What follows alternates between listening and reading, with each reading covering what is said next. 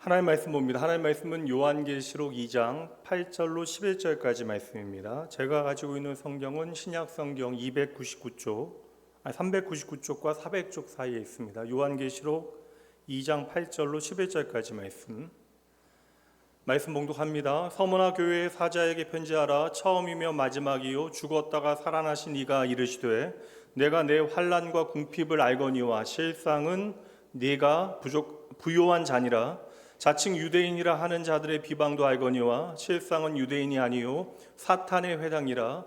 너는 장차 받을 고난을 두려워하지 말라. 볼지어다 마귀가 장차 너희 가운데에서 몇 사람을 옥에 던져 시험을 받게 하리니 너희가 10일 동안 환난을 받으리라. 내가 죽도록 충성하라. 그리하면 내가 생명의 관을 내게 주리라. 11절 함께 읽을까요? 귀 있는 자는 성령이 교회들에게 하시는 말씀을 들을지어다. 이기는 자는 둘째 사망의 해를 받지 아니하리라. 아멘. 우리가 지난주에는 에베소 교회, 이제 7교회를 향한 말씀 중에 첫 번째 교회 반모섬에서 인편을 통하여 배 타고 항구에 도착하면 그 항구가 바로 에베소 항이었다. 그러니까 이 7교회의 순서는 다른 영적인 의미가 있는 것이 아니라 반모섬으로부터 가까운 교회들로 이제 편지를 이제 보내고 있는 것입니다. 에베소 교회에 대해서 생각할 때 오늘 말씀의 제목은 서머나 교회에 보낸 편지 고난이죠. 지난주에는 그럼 에베소 교회에 보낸 편지하고 어떤 핵심 단어가 왔겠어요? 사랑이었습니다.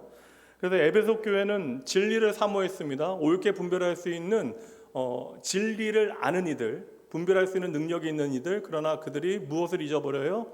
처음 사랑, 하나님의 은혜로부터 시작되어진 처음 사랑을 잊어버리게 되어지니까 그들이 행한 모든 좋은 일들이 결국에는 의미 없는 일이 되어졌다. 이게 지난주 에베소 교회에 보낸 편지의 핵심이 되어집니다. 오늘은 우리가 함께 서머나 교회에 보내진 편지에 대해서 함께 나누도록 하겠습니다. 이거 계속 이제 거듭 말씀드리면 잔소리가 되어지니까 몇 시간 말씀드릴 수도 없고요. 그런데 여러분들에게 다시 말씀드릴게요. 요한계시록은 종말의 증거들을 모아서 우리에게 보여주고 있는 책이 아니에요. 그러니까 이것을 어떻게 해석해야 하는 것은 전혀 중요한 문제가 아닙니다. 그러니까 인을 떼고 대접을 쏟아내고 나팔을 불고 이러한 모든 것들은 상징의 의미로 우리에게 주어지는 거예요. 그러니까 이 마지막 때에 벌어지고 있는 모든 일들, 우리가 이해하지 못한다 할지라도 이 모든 일들은 누구의 주권 아래 있다? 하나님의 주권 아래 있다. 그러니까 벌어지는 모든 일들은 하나님의 시간표에 따라 세상을 하나님께서 심판하신 마지막 때를 향하고 있는 것이고 하나님의 심판은 반드시 있다라고 하는 것을 우리에게 말씀해 주고 있는 것이기 때문에 저에게 여러분 신기한 해석을 요구하시면 절대 안 됩니다. 여러분들이 아무리 요구하셔도 저는 그런 해석을 할 수 없는 거예요. 도리어 저와 여러분이 요한계시록의 말씀을 통해서 집중해야 하는 것은 교회의 주인 되신 예수 그리스도께서 교회에게 하시는 말씀, 그것에 우리는 집중해야 하는 것입니다. 내가 반드시 너희를 심판하게 되어질 터인데 이 세상의 마지막 때까지 세상은 하나님 없는 이 세상은 이렇게 저렇게 너희를 시험하고 너희를 못 살게 굴 것이다. 그런데 너희는 그것에 넘어지거나 좌절하지 말고 그것에 낭망하지 아니하고 너희는 이렇게 살아야 한다, 저렇게 살아야 한다. 너희는 반드시 이겨내야 한다. 내가 너희를 승리하게 하겠다. 그러니 세상이 어떻게 망하게 되어질 것인가? 이것은 요한계시록에 주님의 관심이 아니라는 거예요. 그러니까 주님께서 관심을 쏟지 아니하시는 것에 우리가 관심을 쏟는 것은 지혜로운 일이 아닙니다. 그러니까 종말의 때에 저와 여러분이 해야 되는 일은 무엇인가? 우리가 하나님의 때를 기다리면서 그 때를 잘 준비해야 되는데 그 준비를 우리가 어떻게 하면 좋을 것인가? 구체적인 메시지가 요한계시록의 말씀에 담겨져 있고요. 그래서 우리는 7교회에 보내지고 있는 주님의 편지 내용에 요한계시록 2장과 3장을 주목하여 공부를 잘해야 나머지 말씀들이 잘 이해가 되어집니다. 그래서 7교회에 주시는 그러한 주님의 편지에 담겨져 있는 핵심적인 공통 분모가 무엇인지에 대해서 제가 두 번째, 세 번째 시간에 설명을 드렸거든요. 이 시간에 다시 설명드릴 수는 없어요. 구조는 동일합니다. 그런데 내용들이 달라요. 그러니까 동일한 구조 안에서 어떠한 내용들이 다르게 표현되고 있는가에 대해서 집중하면 되고요. 대표적인 4가지 표현이 나오는데요. 교회들에게 주신 말씀을 보면 깨어 있어라, 주의하라, 회개하라, 충성하라. 모든 교회들에게 공통되게 이 말씀들이 등장하고 있는데 우리가 4가지 기억해야 되죠. 우리는 언제나 마지막 때에 깨어 있어야 되고요. 그리고 주의해야 됩니다. 무엇을 주의해야 합니까? 에베소 교회 같이 무엇이 진리고 무엇이 비진리인지, 무엇이 하나님의 뜻이고 무엇이 시험이 되어지는지 우리는 분별해야 한다는 것이죠. 그래서 우리는 진리 안에 거해야 하고, 하나님의 진리를 통하여 끊임없이 우리를 시험하여 그릇된 일들이 있으면 빨리 우리를 돌이켜야 돼요. 이게 바로 회개하라라고 하는 내용이고요. 그래서 오늘 우리가 확실하게 붙잡아야 할 것과 우리의 믿는 것과 우리가 알고 있는 것들을, 진리 안에 있는 것들을 우리가 목숨을 걸고라도 반드시 지켜내야 한다. 이것이 바로 충성하라의 의미가 되어지는 것입니다. 그러니까 참된 신앙 고백이 있는, 예수 그리스도를 향한 참된 믿음이 있는 모든 주님의 교회들은 싸워야 할 영적인 싸움이 있다. 그리고 그 싸움의 구체적인 내용들에 대하여 주님께서는 7교회에 보내는 편지를 통하여 우리에게 보이고 계신다. 지난주와 동일한 질문으로 오늘 설교를 시작해 보도록 할까요? 여러분, 서문학교회에 대해서 아시는 정보가 있나요? 예, 칭찬만 받은 교회. 잘하시. 요한계시록 아시니까 이렇게 아시는 거고. 그러니까 요한계시록을 제외하고 서문학교회를 생각할 때 서문학교회에 대한 어떠한 정보를 알고 계시는 게 있어요. 나만이 아는 게 있다. 서문학교회 다니시는 분들, 내가 다녔던 교회, 그러니까 흑석동에 있는 서문학교회였다, 그런 거 말고, 여러분, 이 서문학교회는 사실 성경에 등장을 하지 않아요. 그러니까 에베소 교회는 에베소 교회에 세웠던 사람들, 특별히 이제 바울 사도가 세웠으니까 사도행전이나 에베소서, 그리고 뭐 간접적으로 이야기하면 디모데전후서, 에베소 교회의 사역자였으니까, 또 요한도 사역했으니까 요한 1, 2, 3서를 간접적으로 살피면서 에베소 교회가 어떠한 교회인가 우리가 좀 살필 수 있는 어떠한 성경의 본문들이 있다고요. 그런데 서문학 교회는 말씀하신 대로 요한계시록에 칭찬만 받은 교회이긴 하지만 서문학 교회에 대한 어떠한 내용이 선교의 기록이나 교회가 세워진 배경에 대해서 전혀 나오지 않아요. 그러니까 성경 어디에도 서문학 교회는 등장하지 아니합니다. 그러니까 우리가 짐작할 수 있는 건 뭐냐면, 바울 사도가 3차 전도 여행을 통하여 에베소 교회를 가장 먼저 세우게 되어지죠. 그때 그러면 에베소 교회를 세우게 되어지면서 가까웠던 서머나 지역에도 교회가 세워진 것 같아요. 그런데 성경에는 에베소 교회를 중심으로 기록하고 서머나 교회가 어떻게 세워졌는가에 대한 기록이 전혀 남아있지 아니합니다. 역사적 자료를 살피게 되어지면 서머나 교회는 쉽게 얘기하면 아주 잘 사는 그런 도시, 부자 동네였습니다. 그러니까 과학과 의술이 발전했던 그러한 도시였고요. 아름다운 건축물들이 많았던 부자 도시였는데, 특별히 말씀드린 대로 아주 뛰어나고 아름다운 건물들이 많다 보니까 나중에 이제 로마 황제를 위한 그 신전을 만들게 되어져요. 로마 황제의 신전을 만들 수 있는 도시를 이제 선정하는데 15개의 도시들이 유치 신청을 하게 되어져요. 그중 하나가 서문학교회였는데, 그 15개의 도시들 가운데 서문학교회가 가장 건축에 저력이 있었던 도시였기 때문에 황제를 위한 신전을 건축할 수 있는 도시로 선정이 되어졌던 거예요. 그러니까 다시 말하면 여러 가지 조건이 다 맞아야 되니까, 이게 뭐 기술도 있고 아름다운 건축물도 많았지만 돈도 많았고, 게다가 황제에 대한 특심한 열심과 자랑이 있었던 도시, 그래서 황제에 대하여 충성심이 있었던 도시가 바로 서문화였다. 그러니까 당연히 여러분 생각해 보세요. 로마 황제에 대해서 이만큼 열심과 충성을 다하는 도시였으니까 로마 제국 입장에서는 서문화 교회를 향해서 잘해주겠어요, 못해주겠어요?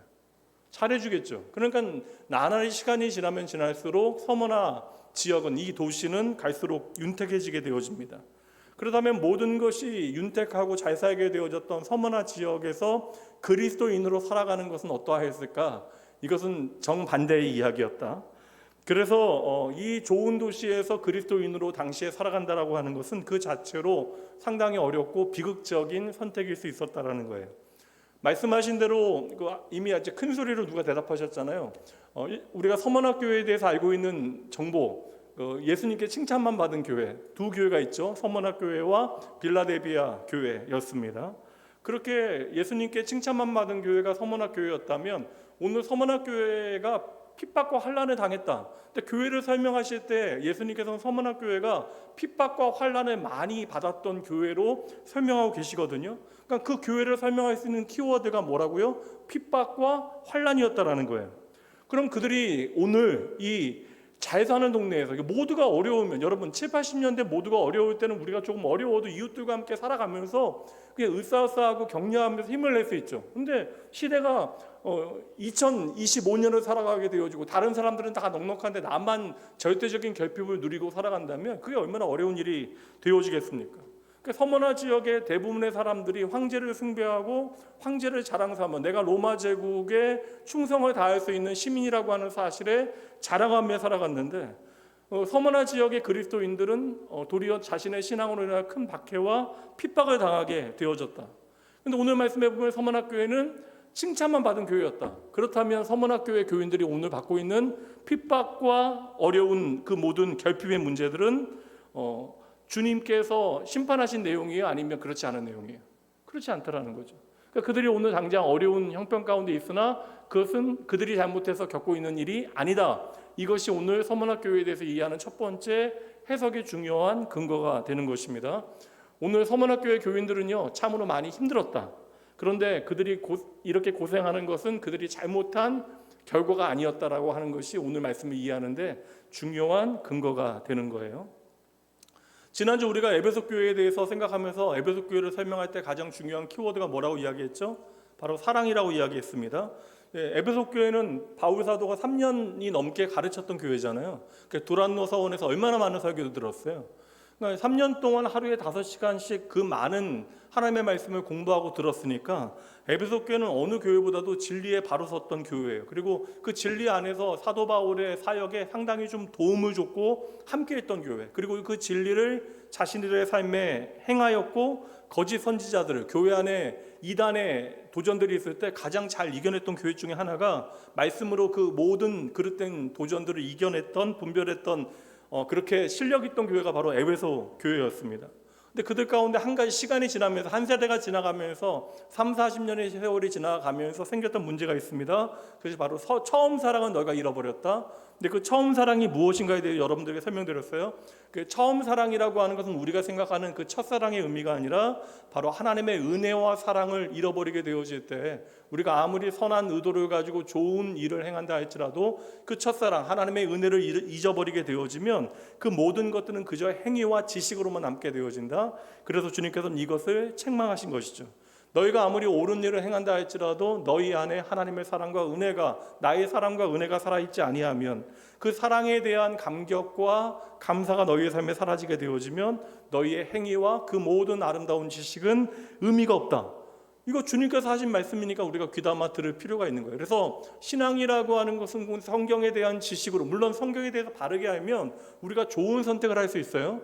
근데 그 신앙에 대한, 그 신학에 대한 지식이 우리로 하여금 하나님 보시기에 좋은 성도의 삶을 살아가게 만드는 가장 중요한 힘이 아니라는 것이죠. 그러니까 내가 하나님의 참된 교회라면 에베소 교회를 통해서 무엇을 기억해야 돼요? 우리는 평생 무엇을 놓치지 않아야 된다? 하나님의 은혜, 하나님의 사랑을 결코 놓쳐서는 안 된다. 그러니 우리의 매일의 신앙의 과정 가운데 우리가 무엇을 하고 있는가도 중요한 일이지만 우리가 행하는 모든 것들의 기초에 하나님의 은혜와 사랑에 대한 감격이 오늘 살아있는가를 점검해 보아야 합니다. 그럼 오늘 첫 번째 에베소 교회를 통하여 우리가 살피고자 하는 교회의 가장 중요한 본질적인 표지가 사랑이라고 이야기한다면, 오늘 서문학 교회를 통하여 주님께서 말씀하시는 참된 교회의 표지는 바로 고난이라는 거예요. 좀 약간 답답하지 않으세요? 저는 사실 이거 좀 숨이 좀 막히는 느낌이긴 하거든요. 성도들의 삶의 현장을 보면 이러한 고난의 이야기가 계속되어지는 것, 이게 뭐 당장 6개월, 1년 문제가 아니라 몇 년씩 성도의 삶에 감당하기 어려운 일들이 반복되어지면 이게 참 이렇게 보는 것만 해도 마음이 아플 때가 있거든요. 그러니까 이제 성도의 고난이라는데, 오늘 말씀드리니까 성도의 고난이라고 하는 것이 참된 교회의 표지가 되어진다, 증거가 되어진다. 이 말씀 여러분 솔직히 부담이 돼야 안 돼요?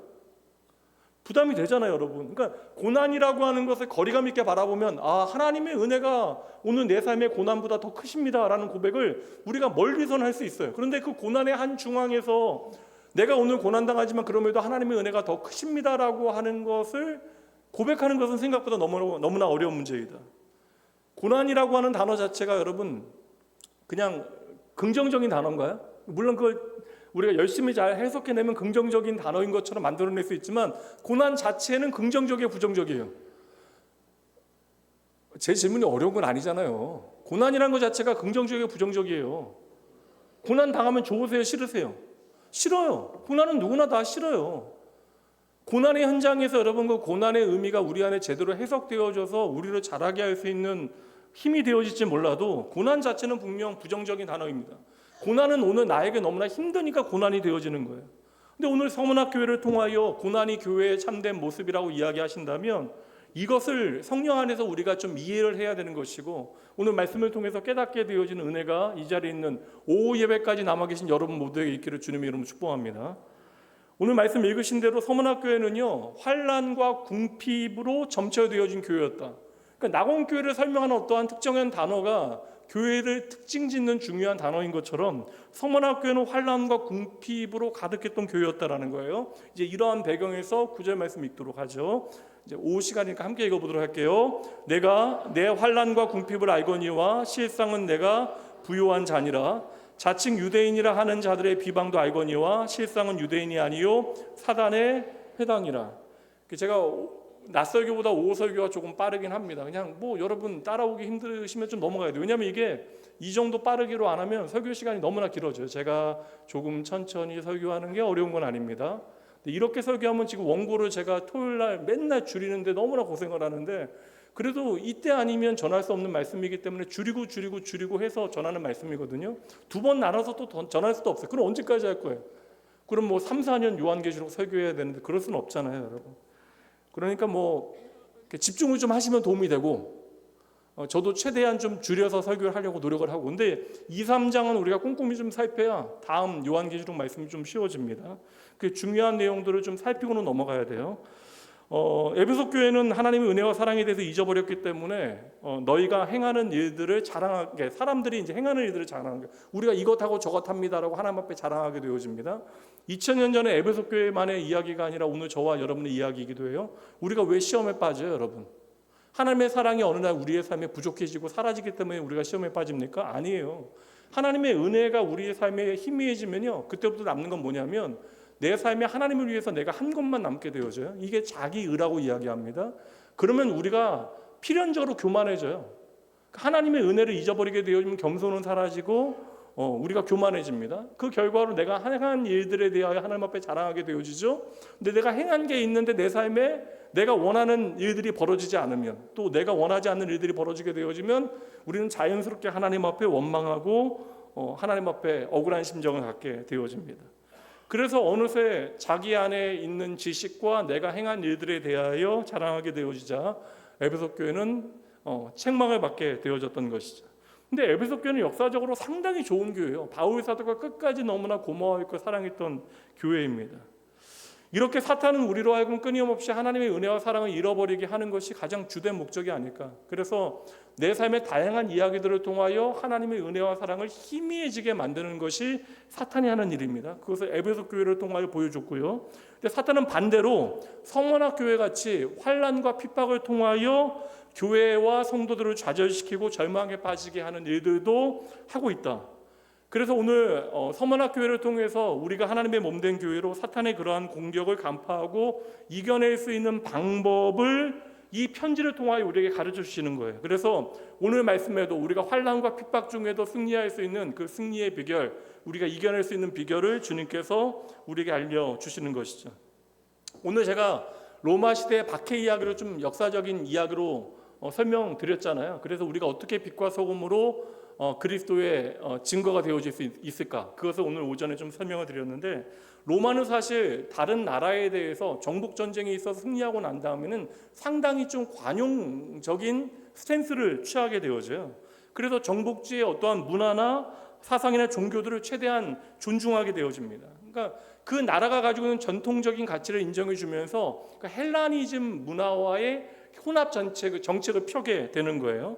그래서 로마인들이 그러니까 로마인들이 이스라엘을 정복하게 되어졌을 때, 유대 땅을 정복했을 때 당연히 유대인들의 고유의 종교였던 유대교를 로마는 인정하게 되어집니다. 그래서 유대교인들만큼은 황제를 숭배하는 제사를 드리지 않아도 돼요. 그래서 그 당시에 초기에는 황제의 건강을 빌어주거나 황제에게 존경을 표하는 의식에 참여하는 것으로 대신하게 되어졌고, 그래서 유대인들은요, 여러분 신약 성경 말씀처럼 로마 황제 밑에서도 하나님을 믿을 수 있었다라는 것이죠. 그런데 그 안에서 헬라니즘 문화의 혼합 정책 때문에 유대교 안에서도 붕괴 현상이 일어나기 시작했는데, 이거 뭐 다 설명드릴 수는 없고요. 근데 이러다가 예수 그리스도께서 이 땅에 오게 되시고 유대 땅에도 그리스도인들이 생겨나게 되어진 것이죠. 근데 처음에 로마 사람들은 어떻게 생각했냐면 이 그리스도인들을, 기독교를 유대교의 한 분파로 이해한 거예요. 그러니까 당연히 기독교인들을 향하여 박해했겠어요, 안 했겠어요?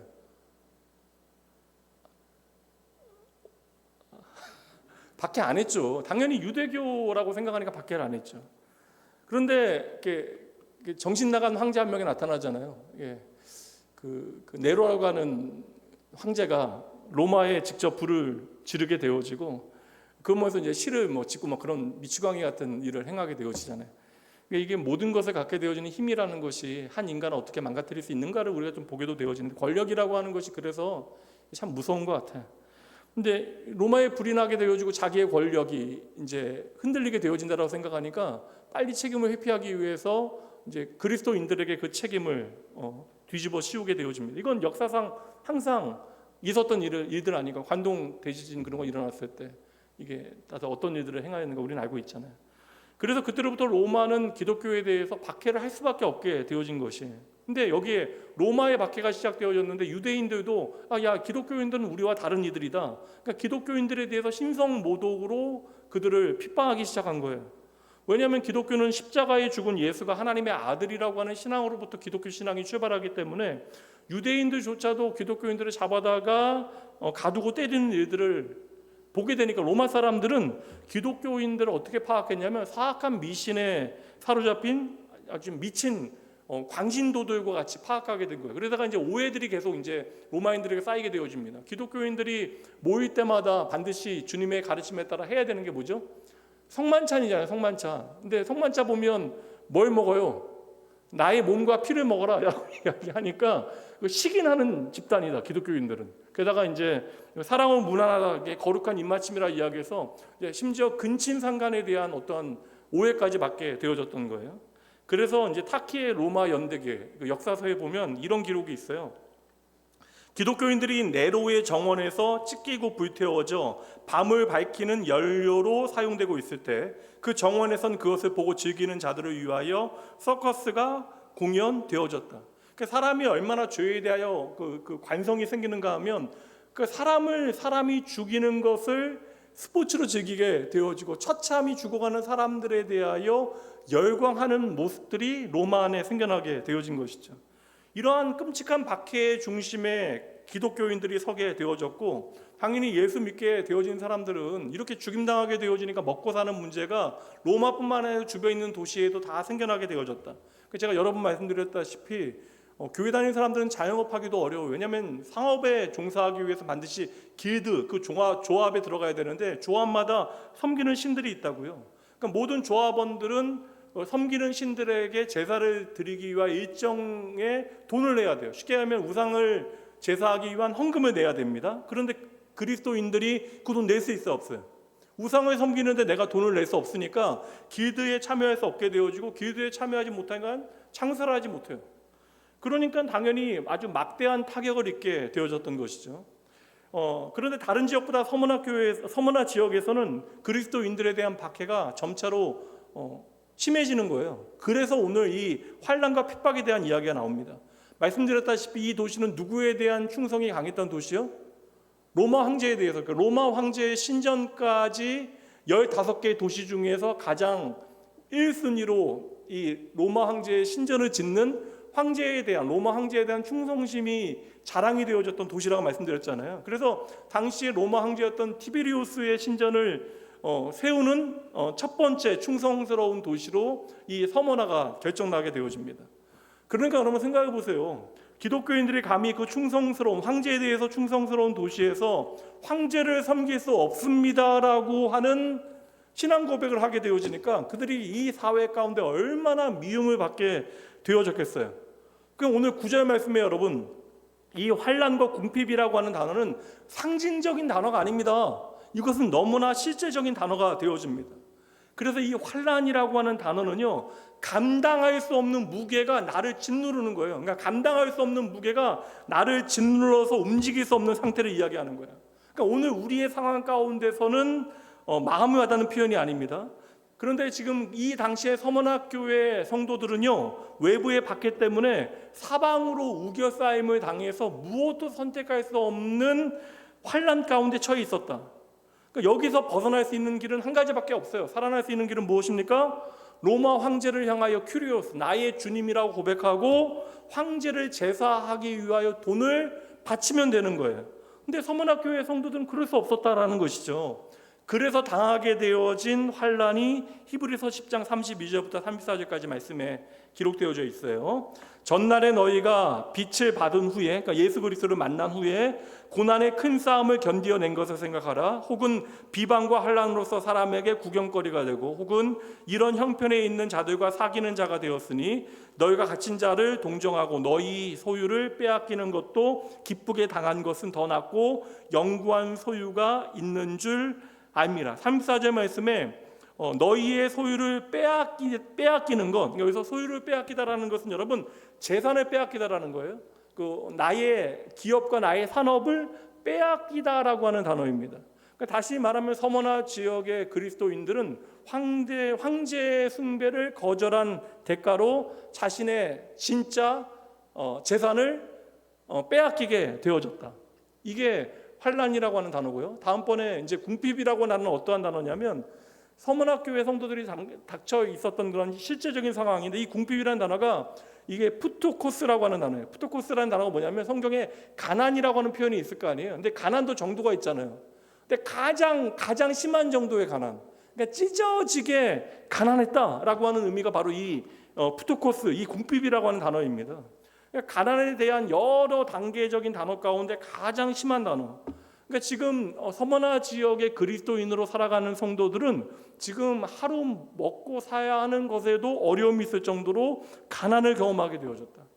이게 바로 현실이었다라는 것이죠. 그러니까 이게 여러분 가벼운 문제가 아니라 우리가 생각한 것처럼 예수 믿으면서 내가 마음에 부담을 갖고 좀 억눌림이 있고 뭐 이런 정도가 아니에요. 먹고 사는 문제가 생겨났다. 그러니까 하나님을 따르는 그게 예수 그리스도를 인정하고 살아가는 것이 오늘 내 삶에 치명적인 어떤 결핍의 문제를 가져오게 되어졌다.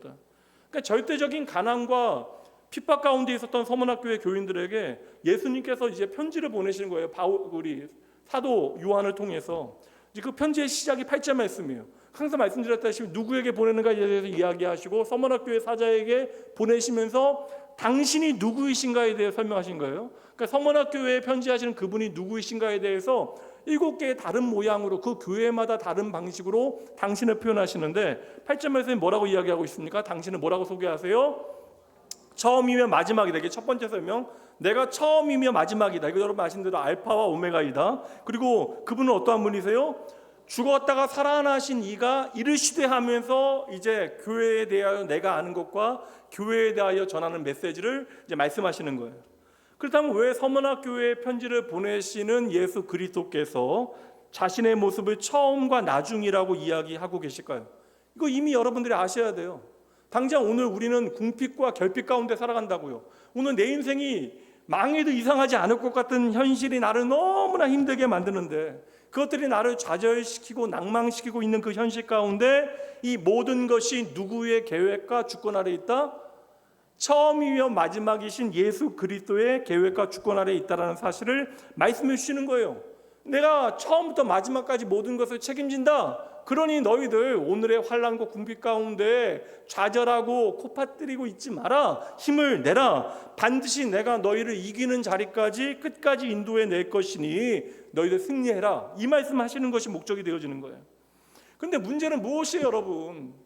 이렇게 우리를 승리하게 하시는 주님께서, 처음과 나중 되시는 주님께서 그 과정 가운데 왜 우리를 고통 가운데 버려두시는 것처럼 보여질까?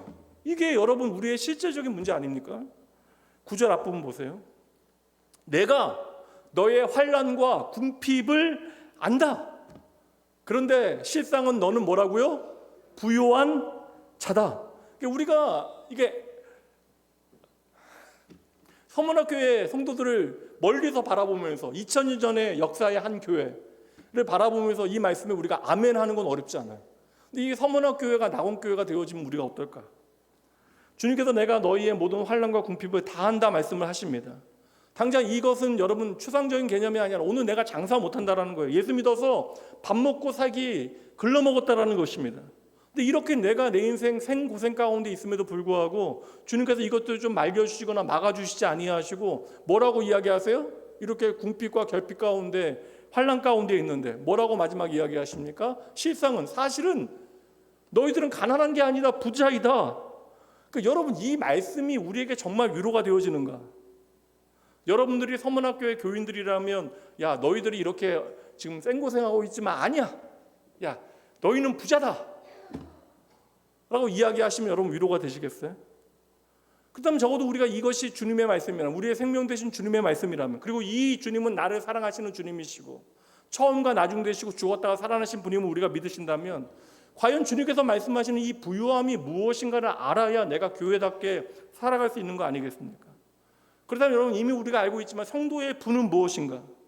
성도의 부는 그냥 이 땅에서 우리가 부요함은 성도의 부요함은 이 땅에서 우리가 가지고 있는 그냥 눈앞에 있는 소유로 측정되어지는 것은 아닌 것 같아요. 왜냐하면 지금 에베소 교회 성도들은 가난하잖아요. 근데 그들을 향하여 너희는 부자이다라고 이야기합니다. 그럼 성경의 관점, 하나님의 관점을 좀 살펴보도록 하죠. 중요한 말씀인데 누가복음 12장 21절 말씀 함께 읽어봅니다. 자기를 위하여 하나님에 대하여 부유하지 못한 자가 이와 같다. 이거 어떤 비유에 나오는 말씀 같아요? 어리석은 부자의 비유에 나오는 말씀입니다. 그러니까 남부러울 것 없는 부자가 이제 내가 이만큼 창고를 짓고 확장하고 부자가 되어졌으니까 이제 마음껏 먹고 마시고 즐기자라고 할 때에 하나님께서 그에게 뭐라고 이야기하세요? 어리석다 너. 자기를 위하여 재물을 쌓아두는 것은 진짜 부자가 아니다라고 하는 말씀을 주시는 거예요. 근데 이것은 비유니까 그 부자에게 하시는 말씀이 아니라 누구에게 하시는 말씀이에요? 누구에게 하시는 말씀이에요, 여러분? 우리에게 하시는 말씀이죠. 이게 주님의 기준이고 평가의 방법이라면 우리가 마음에 새겨야 되는 것이죠. 우리가 주님을 믿는다라고 이야기한다면 이 말씀에 귀를 기울여야 돼요. 그렇게 해서 우리가 어떻게 살아야 어리석은 인생이 아닌가에 대해서 알아야 돼요. 반대로 이야기하면 우리가 주님의 말씀에 귀 기울이지 않으면 우리도 어리석게 하나님 앞에 부요하지 못하게 우리의 인생을 마무리할 수도 있다는 거예요. 이 모든 것은 하나님의 주권에 있지만 우리의 책임의 영역에 하나님께서 맡겨 놓으셨다는 것입니다. 그래서 이제 앞으로 생각할 말씀이긴 하지만 이 말씀을 교회들에게 하시는 또 다른 말씀에서 우리가 보도록 할게요. 요한계시록 3장 17절입니다. 요한계시록 3장 17절 내가 말하기를 나는 부자라 부요하여 부족한 것이 없다. 그러니까 자기가 얘기하는 거예요. 나는 부자다 부요한 것이 없다 하나 내 곤고한 것과 가련한 것과 가난한 것과 눈먼 것과 벌거벗은 것을 알지 못한다. 너는 스스로 말할 때 너는 부자라고 이야기하지만 너는 그냥 생판 거지라고 하는 것을 누가 아신다? 하나님께서 아신다. 이거 어느 교회냐면 라오디게아 교회를 향하여 주시는 말씀이에요. 스스로 부자여서 우리는 너무나 행복합니다라고 이야기하는 라오디게아 교회 성도들에게 너는 가난하고 가련한 인생이다라고 주님께서 말씀하신다라는 것이죠. 근데 이게 사실이 아니라고요. 그들은 그때 라오디게아 교회 성도들은 잘 먹고 잘 살았다. 그들은 부자였다. 근데 그들의 현실을 다 아시는 주님께서는 도리어 자기들이 내가 부자이다. 나는 남부러울 것 없다라고 이야기하는데 너희는 가련한 인생이다. 너희는 가난한 사람들이다. 라고 주님은 평가하신다라는 것이죠. 그렇다면 우리가 생각하는 부요함과 주님이 말씀하신 부요함에는 분명 차이가 있다라는 거예요. 그럼 성경이 말씀하는 부요함은 무엇일까? 아예 결정적인 말씀 보도록 할게요. 히브리서 11장 24절로 26절까지 믿음이 무엇인가를 우리에게 설명하시는 중요한 말씀이죠. 믿음으로 모세는 장성하여 바로의 공주의 아들이라 칭함받기는 뭐라고요? 거절하고. 여러분 이집트 왕가에 소속되어질 수 있는 그래서 그것에 유익을 누릴 수 있는 그 자리를 나는 거절했다. 그럼 거절의 이유가 있어야 될 거 아닙니까? 그리고 25절 도리어 하나님의 백성과 함께 고난받기를 잠시 죄악의 낙을 누리는 것보다 더 좋아. 그러니까 바로의 공주의 아들로 누리는 것이 죄악의 낙을 누리는 것이 되어질 수도 있다. 이 말씀이 전제되어지는 것이고, 근데 이 죄악의 낙을 누리는 것보다 하나님의 백성들과 함께 고난받기를 모세는 즐거워했다. 근데 이 과거에 벌어졌던 사건을 26절 말씀에서 충격적으로 우리에게 말씀하시는 거예요. 근데 뭐라고 이야기하십니까? 무엇을 위하여? 그리스도를 위하여 받는 수모를 애굽의 모든 보화보다 더 큰 재물로 여겼으니 이는 상 주심을 바라봅니다. 모세는 구약의 인물이잖아요. 예수 그리스도를 알지 못해요. 예수 그리스도에 대한 약속, 메시아에 대한 약속을 소망 중에 붙들었지만 예수 그리스도 하나님의 아들이 이 땅에 오셔서 고난받으셔서 십자가에 죽으시고 부활하신 그 복음의 구체적인 내용을 그는 알지 못했습니다. 근데 모세는 그리스도를 위하여 수모를 당했대요. 핍박을 당했대요. 이것은 무엇입니까? 하나님의 약속을 믿고 그 약속을 내 삶의 기준 삼아 살아간 것, 이것을 성경은 뭐라고 이야기하고 있어요? 구약의 인물이지만 누구를 위하여? 그리스도를 위하여 살아갔던 삶이다.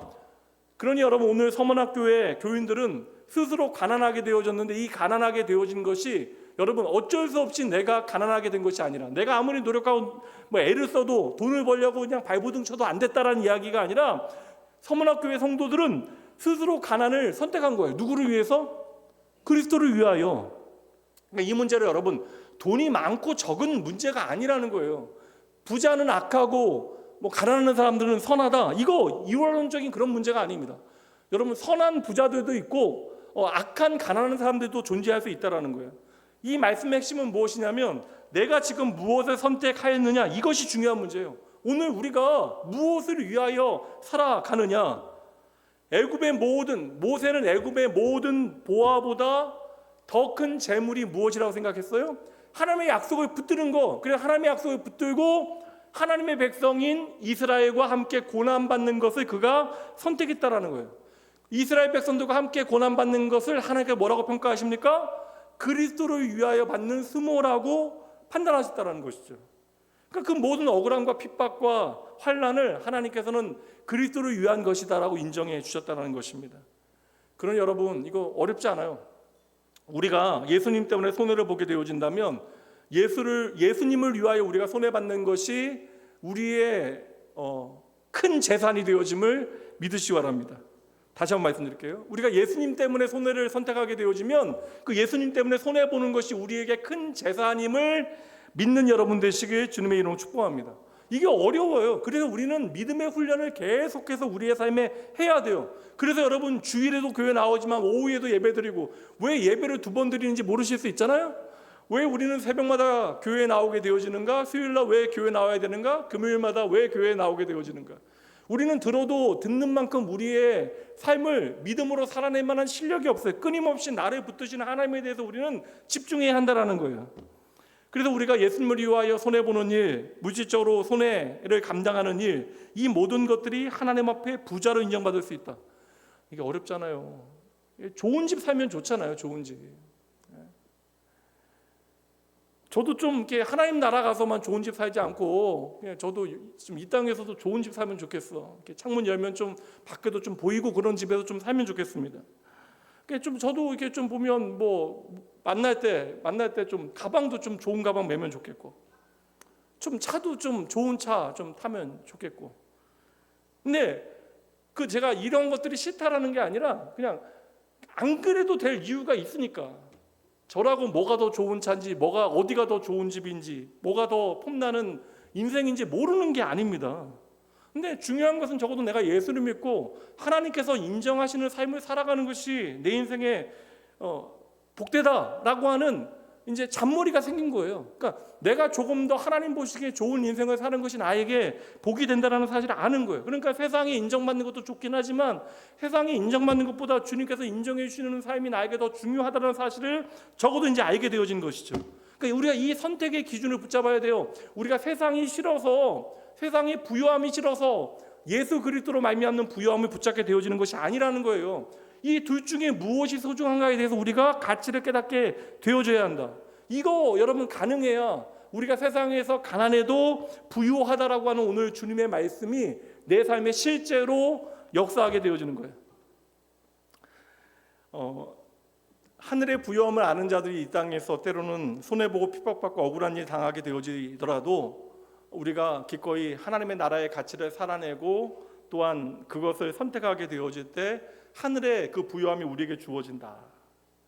그래서 처음과 나중 되신 예수 그리스도께서는 예수님 때문에 가난해진 사람들, 힘들지만 예수님 때문에 지금 핍박받고 있는 서문학교회 성도들을 향하여, 야, 너희들이 가난하지만 너희가 진짜 부자다라고 말씀해 주시는 거예요.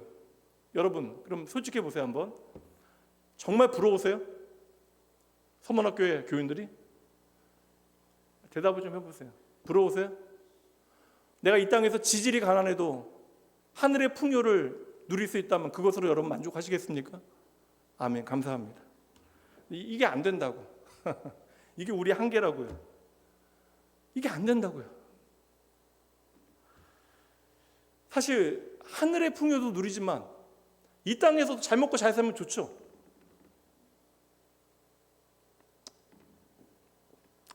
그래서 우리는 날마다 은혜가 필요합니다, 여러분. 예수 오래 믿는다고 여러분 이게 예수 여러분 40년 믿어도 8,000원짜리 된장찌개보다 15만 원짜리 뷔페가 맛있다는 거 다 알아요.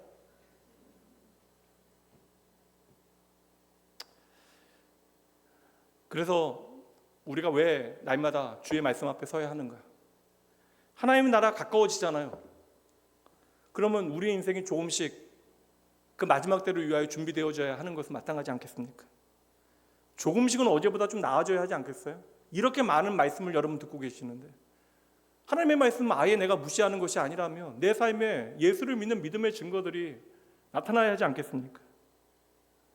도리어 저는 예수를 믿는다면 적어도 이거 한 가지는 되는 것 같아요.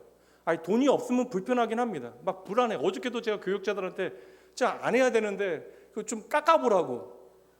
좀 저도 안 하고 싶어요. 그냥 오신 분들 넉넉함으로 다 드리고 싶어. 근데 이거 비용 너무 많이 나오니까 교육자들은 몇 번 얘기했어요. 차인철 목사한테 얘기하고 또 송 목사 얘기하고 누가 더 흥정을 다 잘할까? 근데 여러분 적어도 한 가지는 알아요. 이것은 교회 운영에 필요한 예산을 관리해야 될 책임이 목회자에게 있으니까. 우리 재정장로님, 사실 낙원교회 재정장로는 하고 싶은 일이 아니에요. 우리 박성준 장로님 오랫동안 수고하셨는데 장로님 그만두시면서 얼굴 표정 좋아지셨거든요.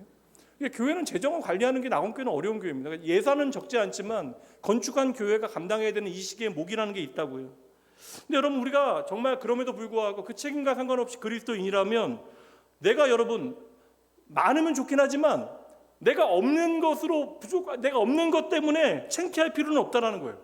그러니까 내가 없는 것 때문에 부끄럽다는 생각을 할 필요가 없는 것입니다. 그리고 내가 반대로 돈 없다라고 하는 것 때문에 자랑할 이유도 없다라는 거예요. 그러니까 적어도 저는 제가 생각해보니까 감사한 게 뭐냐면 예전에 사람들 목사 아들로 자랐잖아요. 저는 개척교회 목사 아들이기 때문에 사람들 눈치 보는 것에 그냥 몸에 뱄어요. 어릴 때부터. 그러니까 성도들에게도 조금 더 이쁘게 보여야지 아버지 목회도 도움될 것 같고 조금 더 착하게 보이기 위해서. 그래서 저는 교회에서 멀어지면 멀어질수록 내 마음의 자유함을 누렸던 사람. 잠시대교 건너가면 너무나 마음 편하고 소풍으로 어린이 대공원 가면 너무나 마음 편하고 그러니까 교회에서 멀어지면 멀어질수록 마음이 너무나 편했어요. 그러니까 사람들 눈치 보면서 자라왔는데 신앙생활 하면서 사람들 눈치보다 하나님 눈치 보는 게 더 많이 생기는 게 너무나 감사하다는 것이죠. 그러니까 저는 적어도 이제는 좀 목사가 많이 가져도 그건 부끄러운 거예요. 저는 솔직히 그 목사가 내가 가진 것을 자랑하게 되어지는 것도 제가 아프리카 추장도 아니고 내가 조금 더 뭐 많은 것들을 누려서 왜냐하면 이게 아프리카에 복음 전할 때는 선교사님들이 너무 가난해 보이면 복음도 못 전해요. 왜냐하면 그걸 이해를 못하니까. 그래서 솔직히 선교사님들이 금팔찌 가짜라도 좀 손에 차고 있어야 이게 복음 전하는데도 유익하다. 이게 농담 비슷하게 하는 얘기거든요. 근데 적어도 우리가 그리스도인이기 때문에 적어도 내가 가지지 못한 것으로 부끄럽게 생각해서는 안 된다라는 것이죠. 반대로 여러분 내가 돈 좀 있다라고 좀 뻐기거나 자랑할 이유도 하나도 없는 것입니다. 그러니까 처음과 나중 되신 분이 하나님이시라는 사실을 우리가 안다면 그리고 처음과 나중 되신 예수 그리스도를 내가 소유하고 있다는 사실을 믿는다면 이보다 더한 주님을 소유하는 것보다 우리 인생에 더 부유한 것이 없다는 사실을 신앙을 통해서 배워가야죠. 교회는 그래서 세상의 판단과 그 세상의 기준대로 사람들을 평가하거나 재단하는 일들이 없어져야죠. 그래서 아예 창세기 말씀에 나와요. 창세기 15장 1절 말씀에 아브라함을 향하여 믿음의 조상 되어진 아브라함을 향하여 가장 큰 상급이 무엇인지 말씀해 주십니다. 이후에 하나님의 말씀이 환상 중에 아브라함에게 임하여 이르시되 아브라함아 두려워하지 말라. 오늘 말씀에도 두려워하지 말라 이야기하시잖아요. 나는 너의 방패다. 그리고 그 다음 말씀 중요합니다. 나는 너의 지극히 큰 상급이다. 이 장면은 하나님과 아브라함이 언약을 맺는 가장 중요한 장면인데 그때 언약을 맺으시면서 주신 약속이 무엇입니까? 내가 너의 가장 큰 상급이다. 다시 말하면 하나님을 소유하는 것보다 우리에게 더 큰 상급이 없다라는 거예요. 예수 그리스도의 이름을 소유하는 것보다 우리의 삶에 더 큰 자랑은 없음을 여러분 믿으셔야 돼요. 이게 잘 안 되니까 이거 되게 하셔야 돼. 여러분들 헬리오시티에 사시는 것보다 예수 그리스도를 소유한 것이 여러분의 더 큰 자랑이 되어짐을 믿으시기 바랍니다.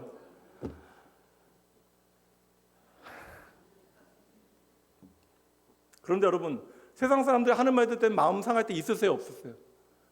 있어요. 너 교회 다니고 나서 왜 그렇게 됐냐?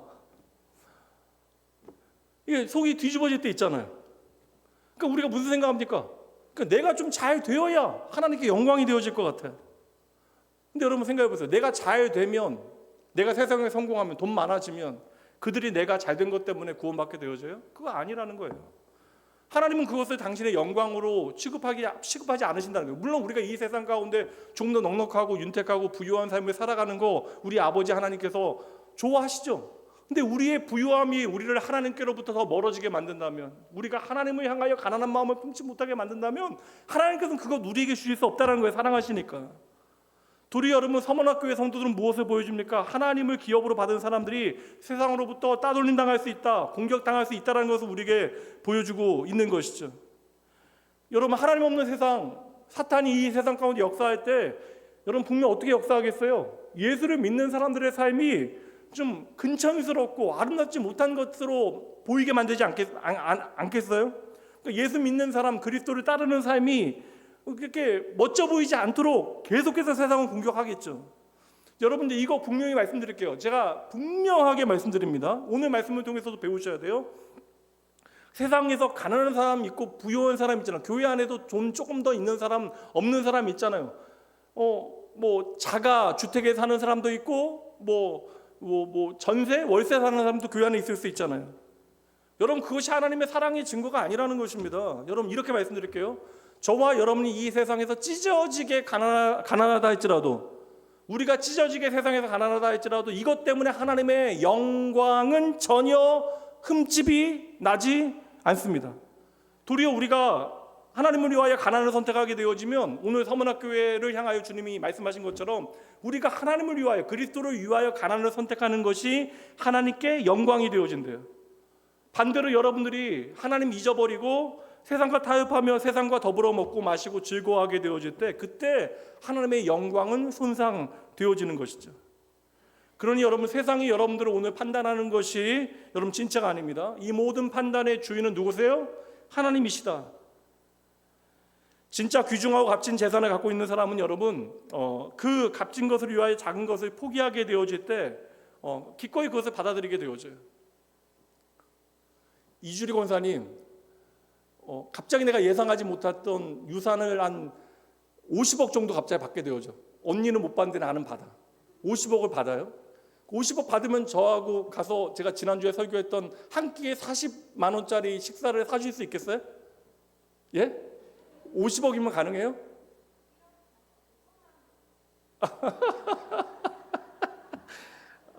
말을 멋지게 지혜롭게 하시네요. 이거 여러분, 내가 가지고 있는 하늘로부터 주어진 상급의 크기를 정확하게 인식하게 되어지면 내가 기꺼이 포기할 수 있는 이 땅의 것들이 반드시 생겨나야 한다. 다시 말하면 내가 예수로 말미암아 하나님의 나라의 기업과 그 유산을 받게 되어졌다는 사실을 알게 되어질 때, 우리는 내가 기꺼이 그리스도를 위하여 손해보는 것들에 대하여 억울해야 할 필요가 없다라는 것이, 이것 때문에 오늘 서문학교의 성도들은 칭찬받는 거예요. 근데 이거 우리가 알지 못하면 환난과 궁핍이 우리의 삶에 닥치게 되어지면 어떻게 돼요? 억울해지는 거예요. 땅을 치고 통곡하게 되어지는 거예요. 나 이제 안 믿겠다라고 주님을 떠나고 방황하게 되어지는 것이죠. 그러니까 내가 가지고 있는 것이 내 것이 아닌데 우리는 내 것이라고 착각하게 되어지니까, 그거 사라지게 되어지면 너무나 하나님을 향하여 억울해지는 것입니다. 그래서 여러분, 이거 우리가 환난과 핍박 당하게 되어질 때 내가 어떻게 반응하는가를 살피게 되어지면, 힘들지 않다라는 게 아니에요. 넘어지면 다 아파요. 근데 내가 이것에 대해서 결국 어떻게 반응하게 되어지는가를 살피게 되어지면 그 사람이 오늘 제대로 길을 걷고 있는가, 그리고 그 사람이 본질적으로는 진짜인가 가짜인가를 확인하게 되어지는 거예요. 그러니까 가짜들은 여러분 환난을 절대 못 이겨요. 요한계시록 그거 보여주고 있는 것입니다. 고린도전서 3장 21절부터 23절 이 말씀 보도록 할게요. 그런즉 누구든지 사람을 자랑하지 말라. 만물이 다 너희의 것임이라. 바울이나 아볼로나 게바나 세계나 생명이나 사망이나 지금권이나 장래 것이나 다 너희의 것이요 너희는 그리스도의 것이요 그리스도는 하나님의 것이라. 그러니까 너희의 모든 것이 누구의 것이다? 믿음의 안에서는 하나님의 것이다. 그러니까 하나님의 것이 다 나의 것이다.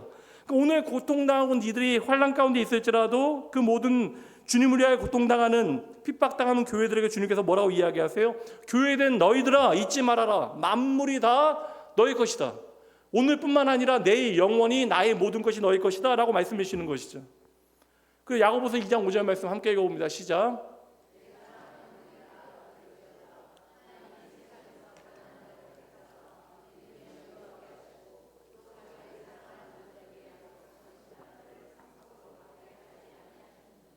여러분, 세상에서 가난한 자 같아 보여도 그에게 진짜 믿음이 있으면 그 사람은 부유한 자라고 하는 주님의 말씀, 이 말씀이 오늘 우리의 삶에 살아있는 진리로 역사해야 한다는 것이죠. 그러니까 여러분이 이미 예수 그리스도 안에서 하나님의 자녀인 것을 믿으십니까? 다시 한번 말씀드립니다. 여러분이 이미 예수 그리스도 안에서 하나님의 자녀인 것을 믿으세요? 그러면 지금 있는 것이나 앞으로 올 것 모든 것이 하나님의 것, 여러분의 모든 것이 하나님의 것이고 하나님의 모든 것은 여러분의 것이 되어짐을 믿으셔야 돼요. 그러니까 오늘 당장 우리가 환난과 핍박 가운데 있다 할지라도 세상 사람들은 너 왜 예수 믿고 그 모양 그 꼴이냐라고 판단한다 할지라도 이미 나는 하나님을 소유한 하나님의 백성임을 기억하고 하나님 안에서 부유한 인생을 살아가는 것, 그리고 하나님이 원하시는 구별, 하나님이 원하시는 거룩의 이야기를 배워가는 사람들이 바로 하나님 앞에 복된 하나님의 자녀들, 부유한 자들임을 여러분 꼭 기억하셔야 합니다. 여기서 이제 좀 헷갈리는 것 한두 가지만 살피고 오늘 말씀을 좀 마쳐야 될 것 같은데요. 문제가 있다라는 거예요. 계시록 2장 10절 말씀, 이제 그 다음 말씀 9절까지는 우리가 다 이해했고요. 10절 말씀 보세요. 너는 장차 받을 고난을 두려워하지 말라. 이제 여기가 문제예요. 오늘도 핍박받고 있는데 앞으로 뭐 받을 거라고요? 또 너희는 고난받게 되어진다. 근데 두려워하지 말라. 볼지어다 마귀가 장차 너희 가운데서 몇 사람을 오게 던져 시험을 받게 하리니 너희가 10일 동안 환난을 받으리라. 네가 죽도록 충성하라. 그리하면 내가 생명의 관을 내게 주리라. 여러분, 지금까지는 어떻게 버텨내겠어? 근데 내일은 좀 좋아져야죠. 근데 지금까지 환난과 궁핍에 보태서 앞으로도 환난과 궁핍을 너희가 당하게 되어질 것이다. 그런데 너희는 두려워하지 말라. 이건 또 다른 문제잖아요. 근데 여기에 의문이 가는 표현 하나가 나와요. 기간이 나옵니다. 그 기간이 얼마 동안? 10일. 이거 견딜만 하지 않아요? 10일 정도 되면? 우리가 오늘 내일부터 생각하면 다음 주 수요일까지만 우리가 견디면 되는 거예요. 예? 추석 명절 시작할 때까지 우리가 잘 견디면 되는 겁니다. 이 10일이라고 하는 게 어떤 의미를 가질까? 영적인 해석 필요 없어요. 10일이라고 하는 기간을 정해 주실 수 있는 분은 누구밖에 없어? 첫 번째, 하나님만 정할 수 있는 거예요. 이 10일이라고 하는 기간은 하나님이 정하시는 시간이다.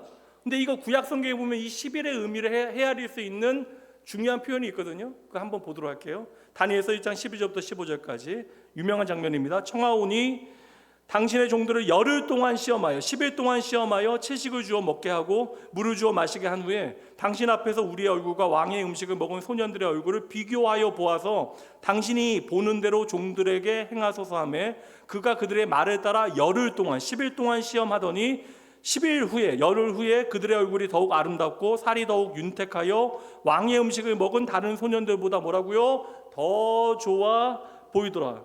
그 다니엘이 어린 소년일 때 다니엘과 세 친구가 바벨론 왕의 진미를 먹지 않겠다라고 환관장에게 말하게 되어지고 열흘 동안 10일 동안 시험을 받게 되어지는 장면이에요. 오늘날로 이야기하면 열흘 동안 디톡스 했잖아요. 맨날 고기만 먹다 열흘 동안 야채를 먹으면 얼굴이 얼마나 윤택이 있고 독소가 다 빠져나가서 깨끗해지겠습니까? 근데 여기서 중요한 건 뭐예요? 열흘이라고 하는 정한 기간이 있었다라는 거예요. 근데 우리가 생각하기에는 이 열흘이라고 하는 기간이 이 환관장과 다니엘 사이에 맺은 계약처럼 보이지만, 그러니까 눈에 보이는 사람의 시험이고 영적 세계에서는 사탄의 시험처럼 보여지지만 이 모든 기간을 정해놓으신 분이 누구이시다? 하나님이 정해놓으셨다. 그러니까 세상은 끊임없이 우리를 넘어뜨리려고 하지만 하나님은 도리어 이 모든 세상의 시험을 통하여 저와 여러분을 구원하셨으니까 책임지신다. 처음부터 끝까지 장성한 그리스도의 분량까지 자라나게 하시는 분이시다. 그러니 우리는 이 열흘이라고 하는 시간 가운데 잘 이겨내야 된다. 하나님께서 이 기간을 정해놓으셨잖아요. 이게 만약에 천년이다. 그럼 우리에게 너무나 무거운 짐인데 하나님께서는 이것을 10일이라고 하는 짧은 기간으로 우리에게 말씀하시는 거예요. 우리가 장차 하나님의 나라에서 누리게 되어질 하나님의 영광에 비교하여 이 고통의 시간은 지극히 짧은 것이다 라고 하는 것을 주님께서 말씀해 주시는 것입니다.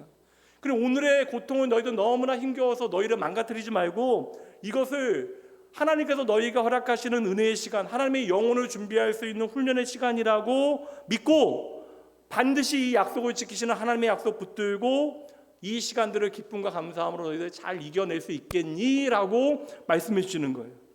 그래서 이제 고난 가운데 처하게 되어지는 흩어진 그리스도인들에게 베드로 사도가 순교 전에 이러한 말씀을 함께 나누게 되어져요. 서로 격려합니다. 베드로전서 1장 6절부터 7절. 그러므로 너희가 이제 여러 가지 시험으로 말미암아 잠깐 근심하게 되지 않을 수 없으나 오히려 크게 기뻐하는도다. 너희 믿음의 확실함을 불로 연단하여도 없어질 금보다 더 귀하여 예수 그리스도께서 나타나실 때에 칭찬과 영광과 존귀를 얻게 할 것이니라. 그러니 너희가 잠깐 근심하는 거 괜찮다. 근데 그 근심 다음에는 오히려 나의 약속으로 말미암아 너희가 크게 기뻐하여야 한다. 우리의 삶이 망가지는 것처럼 여겨지고 사탄이 우리를 옥에 던져놓는 것처럼 보이는 일들이 생겨날 수 있다. 그때 우리가 기억해야 하는 것은 무엇입니까? 하나님께서 정해놓은 10일이라고 하는 시간, 하나님의 약속, 처음과 나중 되신 주님을 우리가 기억해내야 한다. 이 시험은 세상의 시험이 아니다. 사탄의 시험이 아니다. 누구의 시험이에요? 하나님의 시험이다. 이것을 사탄조차도 착각하는 거야. 이렇게 하면 얘 망가질 거야, 망할 거야. 그러나 하나님께서는 사탄으로 하여금 우리의 눈썹 하나도 건드리지 못하게 하신다는 거예요. 심지어 여러분, 하늘의 천사도 하나님과 우리 관계를 끊을 수 없습니다. 그러니 하나님께서는 이 땅에서 사탄조차 동원하시어 사탄의 음모와 괴계를 우리를 하나님의 백성으로 만드시는 도구로 사용하신다. 이 이유가 아니면 사탄은 저와 여러분을 시험할 수 없다는 거예요. 그러니 우리는 그 하나님을 신뢰해야 하는 거예요. 하나님의 영원이라고 하는 시간, 우리가 헤아릴 수 없는 하나님의 영원이라고 하는 시간에 비하면 우리의 어려움의 시간은 짧습니다. 그러니 여러분 그 열을 잘 이겨내시면 됩니다. 그리고 오늘 말씀해 보면 처음과 나중 되시는 분, 너희가 어려움 당하고 있는데 이 처음과 마지막 내가 다 책임진다. 그것과 함께 주님은 어떤 분이에요? 죽었다가 살아나신 분. 당장 왜 이 말씀이 위로가 될까요? 죽었다가 살아나신 분이 바로 주님이시다. 교회의 주인 되신다. 고통받고 있잖아요. 그러니까 죽을 것 같다고요. 근데 주님께서는 너희가 두려워하지 말라, 이겨내라라고 이야기하시면서 당신을 죽었다 살아나신 분으로 이야기하시는데 왜 그러실까요? 우리가 죽는 것처럼 보여질지라도, 이거 말씀 다 드릴 수는 없어. 벌써 우리가 죽는 것처럼 보여져도 우리가 죽는 것이 아니다. 너희는 절대 죽지 않는다. 너희는 망하지 않는다. 그러니 너희는 뭐 해라? 10절 마지막에 뭐 하라고 이야기하십니까? 죽도록 충성하라. 그러니까 이건 뭐냐면, 야, 죽을 만큼 충성하라는 게 아니에요. 너희가 죽게 되어진다 할지라도 충성하라. 순교를 각오하는 말씀으로 보여집니다. 이게 죽더라도 그 시험을 견뎌내라? 이거 좀 모진 것이 아니라는 거예요. 오늘 말씀의 의미는 무엇이에요? 우리가 죽는다 할지라도 그 죽음조차도 우리를 하나님의 사랑으로부터 끊어낼 수 없다라는 거예요. 우리의 죽음이 진짜 죽음이 아니라는 것입니다. 도리어 우리의 죽음은 이제 예수 그리스도 안에서 영원한 생명이 시작되어지면 여러분 믿으셔야 돼요. 이 믿음 안에서 오늘 우리는 이 자리에 있는 것입니다. 물론 세상 살다 보면 아쉬움 남을 때 있죠. 저도 가끔 그 생각합니다. 이렇게 어저께도 잠실에서 잠깐 일 보고 들어오는데 거기에 잠실역에 줄 길게 서 있거든요. 그러니까 그 복권 아세요, 여러분? 거기에서 제가 성도님 한 분을 만났으면 좋은 예약거리가 되는데 아무도 안 계셨어요. 근데 제가 이제 예전에 그런 거 신경 하나도 안 썼는데 좀 복권 같은 거 별로 뭐 기대도 안 하고 확률도 말도 안 되고. 근데 거기에 보니까 뭐 1등만 뭐 50 몇 번 나왔다고 말도 안 되니까 그만큼 많이 팔리는 것 같아요. 저는 뭐 확률이라고 하는 건 뻔한 거니까. 그런데 그냥 또 여기서 한 뭐 또 10억 되면 교회 예산에 좀 도움이 되지 않을까. 근데 여러분, 세상에서 가장 잘 싸우는 사람이 어떤 사람이겠어요? 죽자고 덤비는 사람들이 가장 잘 사는 사람 아니겠습니까? 서문학교회에 여러분 대표적인 목회자 한 명 있습니다. 여러분 많이 들어다실 텐데 서문학교 사도 요한의 제자 아세요? 폴리캅 들어보셨죠? 그 폴리캅이 서문학교의 감독이었어요. 목회자였습니다. 그때 서문학교에서 그 폴리캅이 순교하게 되어지죠. 화형당해서 죽게 되어지거든요. 근데 마지막에 그리스도 부인만 하면 상징이잖아요. 그러면 너 살려주겠다 이야기할 때 하나님 한 번도 나를 실망시키지 않으셨는데 내가 어떻게 하나님 배신할 수 있겠습니까? 내가 잠시의 고통 때문에 어떻게 하나님의 나라, 영원한 하나님의 나라를 포기하겠습니까? 이 이야기하면서 여러분 불에 태움받아 죽게 되어집니다. 여러분 이게 고통스럽지 않겠냐고요. 적어도 우리가 오늘 말씀을 통해서 죽도록 충성하라는 것이 어떠한 의미인가 아셔야 돼요. 우리 그렇게까지 고생시키겠다라는 것이 아닙니다. 너희의 죽음이 끝이 아니다. 그러니 너희들 마지막까지 나에게 모든 것을 던져라. 내가 너희를 책임지겠다.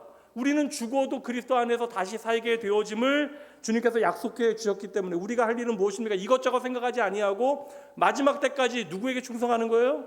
하나님께 충성하는 거예요. 그러한 복된 삶을 살아갈 수 있는 인생이 저와 여러분인 것을 믿으셔야 돼요. 그래서 주님께서 당신을 소개하실 때 뭐라고 이야기하십니까? 처음과 마지막 되신 분, 우리의 모든 고통의 과정 가운데 그것을 책임지시는 분, 그리고 죽도록 충성하라 말씀하신 주님 어떤 분이세요? 죽었다가 다시 살아나신 분. 그러니 10절 말씀에 너는 장차 받을 고난, 이 열흘간의 고난을 두려워하지 말라. 여기 여러분 밑줄 그어 놓으셔도 된다라는 거예요. 왜 우리가 고난을 두려워하지 않아도 되는가? 주님께서 저와 여러분을 위하여 죽으셨기 때문에 그렇게까지 주님께서 여러분을 사랑하신다고요. 저는 이 사랑이 잘 안 믿어져서 되게 어려웠거든요. 머리로는 이 사랑이 믿어지는데 제가 제 자신을 보니까 이 사랑을 받을 만한 자격이 너무 없어요. 그러니까 복음을 머리로 안다라고 생각해도 그것을 가슴으로 인정하기가 너무나 어려웠어요. 근데 이거 뭐 아내 얘기가 그렇긴 한데 저는 이 하나님의 사랑이 확신되지 않아서 고생했던 그 시기가 되게 길었는데 제 아내는 하나님의 사랑이 너무나 잘 믿어진다라고 이야기해서 좀 억울한 심정도 있었습니다. 그냥 믿어지는 게 얼마나 감사해요, 여러분. 근데 저를 위하여 죽으신 그 주님께서 저를 위해 다시 살아나셨기 때문에, 그래서 우리는 예수 그리스도 안에서 죽어도 다시 사는 인생임을 알아야 돼요. 그러니 나를 위하여 죽으시고 부활하신 주님 때문에 너희가 고난 그거 힘들겠지만 잠시 근심할 수 있지만 이것에 너희들 쪼이지 말아라. 너희는 끝내 이겨내게 되어질 거야 라고 말씀해 주시는 것이죠. 고난이 절대 가벼운 문제 아닙니다. 고난은 어려운 문제예요. 쉽지 않은 삶의 현장입니다. 이 고난의 시간이 여러분들에게 정말 죽음과 같은 시간으로 여겨질 수도 있어요. 그런데 여러분 꼭 기억하세요. 이게 끝이 아닙니다. 처음과 마지막 대신 죽었다가 다시 사신 예수 그리스도께서 저와 여러분을 붙들고 우리 인생의 모든 환난과 궁핍과 고난을 통하여 저와 여러분을 반드시 하나님의 영광스러운 교회답게 하나님의 자녀답게 만드실 것입니다. 우리가 해야 되는 것은 당신의 말씀에 귀 기울이는 거예요. 그러니 오늘 이 서문학 교회에 보내진 편지를 읽으면서 얼마나 고통 가운데 어려움 가운데 사도 요한이 전한 이 편지를 읽으면서 그 환난과 고난 가운데 있었던 성도들이 얼마나 큰 위로를 받았겠어요. 이 주님의 편지를 읽었던 서문학 교회 교인들에게 임했던 감동이 오늘 이 자리에 있는 나온교회 모든 성도들에게 임하기를 주님의 이름으로 축복합니다. 그리고 마지막 말씀 11절에 보면 이렇게 이기는 자에게는 둘째 사망의 해를 받지 아니하게 하겠다. 그러니까 이 둘째 사망은 마지막 심판이잖아요. 둘째 사망이라고 하는 것은 하나님과의 영원한 단절이에요. 이 하나님과의 영원한 단절 우리의 삶에 절대 없다라는 거예요. 우리가 하나님으로도 벌어지는 일은 절대 없다라는 거예요. 우리의 죽음조차도 하나님과 영원히 단절되어지는 일이 되어질 수 없다. 그러니까 사탄이 우리의 삶에 다양한 모양으로 계속해서 시험한다 할지라도, 교회를 시험한다 할지라도 꼭 기억하셔야 돼요. 처음과 나중 되신 주님께서 이 모든 고난과 환난을 통하여 여러분을 하나님의 교회답게 만들어 가실 거예요. 그리고 주님께서는 우리의 처음부터 마지막 것을 다 아시니까 여러분 세상에 대해서 너무나 눈치 보지 마시고 하나님께 대하여 조금 더 눈치 보고 하나님 앞에 살아가시는 여러분 되시면 됩니다. 주님은 우리의 모든 슬픔과 아픔을 다 공감하시는 분이에요. 왜냐하면 죽으시고 부활하신 분이시기 때문에. 그러니 이 주님 기억하고 여러분 기운 내셔야 합니다. 마지막으로 우리가 주님 앞에 죽도록 충성하기로, 이 복된 삶을 살아가기로 다짐하면서 히브리서 14장 14절부터 16절까지를 함께 믿음의 고백으로 함께 고백한 후에 말씀 마치도록 하죠. 함께 천천히 읽어봅니다. 그러므로 우리에게 큰 대제사장이 계시니 승천하신 이 곧 하나님의 아들 예수시라. 우리가 믿는 도리를 굳게 잡을지어다. 우리에게 있는 대제사장은 우리의 연약함을 동정하지 못하실 리가 아니요 모든 일에 우리와 똑같이 시험을 받으신 이로되 죄는 없으시니라. 그러므로 우리는 긍휼하심을 받고 때를 따라 돕는 은혜를 얻기 위하여 은혜의 보좌 앞에 담대히 나아갈 것이라. 아멘. 저와 여러분의 고통 가운데 주님은 오늘도 임마누엘의 주님으로 함께 하시는, 나의 모든 고통과 아픔을 아시고 체휼하시는, 죽으시고 부활하신 주님이심을 반드시 기억하셔야 합니다. 장차 우리가 하나님의 나라의 믿음을 잘 지킨 후에 주님 앞에 서게 되어질 때 주님은 우리가 흘린 모든 눈물을 닦아주시고 우리에게 생명의 관을 씌워주실 거예요. 기도합니다. 처음과 나중 되신 하나님 아버지, 오늘 우리에게 예수 그리스도의 십자가만이 우리를 구원하는 유일한 능력됨을 깨닫게 하시니 감사합니다. 오늘 저희에게 주신 아버지여 말씀을 붙들게 하여 주시옵소서. 하나님의 말씀 속에서 오늘도 우리에게 허락하신 주의 가르침에 집중하게 하여 주시옵소서. 오늘 우리에게 하시는 주님의 말씀에 저희들 귀 기울이겠습니다. 집중하겠습니다. 오늘 우리에게 싸워야 되는 분명한 싸움이 있고 우리가 반드시 지켜내야 할 진리가 우리 가운데 있습니다. 그러나 무엇보다 우리가 반드시 지켜내야 하는 것은 변함없이 주님을 사랑하는 것이고, 우리의 고난 가운데 하나님의 말씀을 통하여 하나님의 사람으로 깨어 있어 하나님의 이름을 위하여 선한 싸움을 싸우고 주님께 끝까지 충성하는 것이 우리에게 복된 인생임을 놓치지 않게 하여 주시옵소서. 오직 주의 말씀을 믿음으로 읽고 묵상하게 하시어 우리를 거룩한 교회 삼으신 하나님의 놀라운 은혜를 깨닫게 하시되, 오늘도 예수 그리스도의 생명의 말씀이 주의 몸된 교회된 주의 사랑하는 자녀들을 회복케 하여 주시옵소서. 오늘 이 시간 믿음으로 드려진 소원의 예물이 함께 하여 주시고 물질의 드림에 이들의 믿음의 고백과 삶 전체가 함께 드려질 수 있도록, 이들의 삶과 또한 오늘 간구하는 모든 기도의 아버지여 고백들이, 또한 소원들이 하나님으로 말미암아 향기로운 열매 맺을 수 있도록 하나님 친히 일하여 주시옵소서. 감사드리며 우리의 유일한 구원의 이름 되신, 우리의 모든 고난 가운데 우리를 체휼하시고 우리를 복되게 하시는 우리의 생명 되신 예수님 이름으로 축복하며 간절히 기도합니다. 이제는 우리 주 예수 그리스도의 은혜와 하나님의 사랑하심 성령 하나님의 함께 하심이 오늘 내게 주신 처음과 나중 되신 주의 약속의 말씀 단단히 붙들고 환난 중에도 두려워하지 아니하고 주님 앞에 죽도록 충성하기로 이 한 시간 결단하는 사랑하는 낙원의 모든 믿음의 가족들, 이들의 가정, 일터, 주의 몸된 교회 위에 지금부터 영원까지 함께 있을지어다.